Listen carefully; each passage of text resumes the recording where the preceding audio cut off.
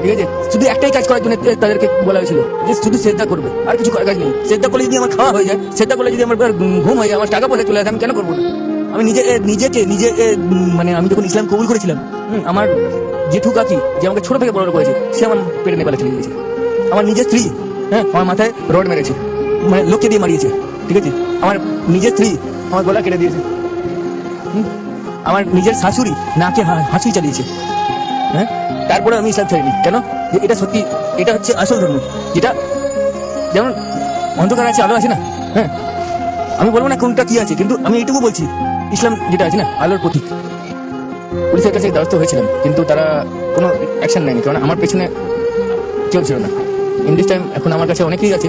তো ইসলাম আমাকে অনেক কিছু শিখিয়েছে। মায়ের বদলা মার নয়, মায়ের বদলা ভালোবাসাও হয়, সেটা কেউ জানে না। তুমি আমার 1000বার মারো, আমি 1000বারই ভালোবাসি। আমার পরিচয়, আমি হিন্দু ছিলাম, আমি হিন্দু থেকে ইসলাম কবুল করেছি। এখন আমার আগের নাম ছিল আমার শান্তনু আড্ডি। আমার বাবা হিন্দু ছিল, আমার মাও হিন্দু ছিল।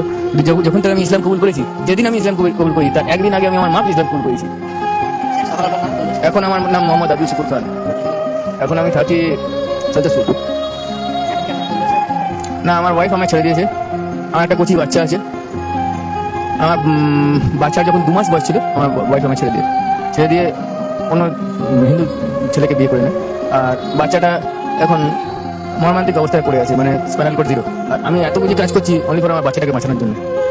ওকে অনেক বড় বড় তাবড় ডাক্তার দেখিয়েছি। তাদেরকে দেখানোর পর ওরা মানে কলকাতার বুকে একটাই ডিসিশন নিয়েছে যে এই বাচ্চা আর বেশি দিন নয়, খুব জোরে 2 বছর বাঁচবে। যদি তুমি ওকে ব্যাঙ্গালোর যদি নিয়ে যেতে পারো, আর পুরো স্পাইনাল কর্ড যদি কেটে যদি আবার নতুন করে রিসার্চ যদি করতে পারো, তাহলে তোর বাচ্চা বাঁচবে। তো বাচ্চাকে বাঁচানোর জন্য আমার লাগবে 37 লাখ। ঠিক আছে, আমি মাত্র এই বডিগার্ডের ডিউটি করি, কোথা থেকে পাবো?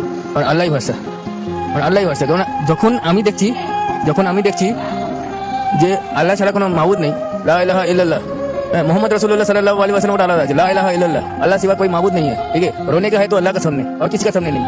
ठीक है।